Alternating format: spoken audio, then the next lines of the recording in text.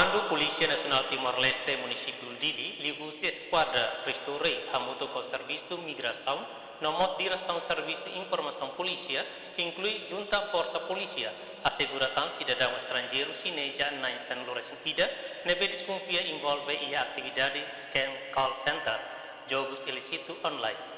Observação Estel e lorong quarta lokorai Comando Polícia Nacional Timor-Leste Município Dili, lihus Esquadra Cristo Rei, hamuto com Serviço Imigração, nomos Direção Serviço Informação Polícia, inclui Junta Força Polícia, consegue sob rede botnet, tamba desconfia e atividade scam call center, nebe localiza e suku hera posto administrativo Cristo Rei Município Dili.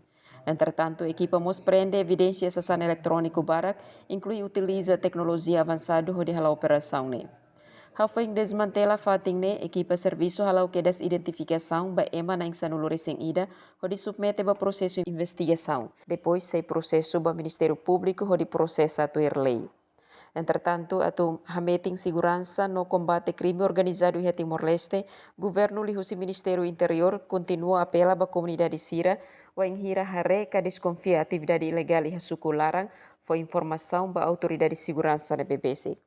Jenice da Costa, STL News.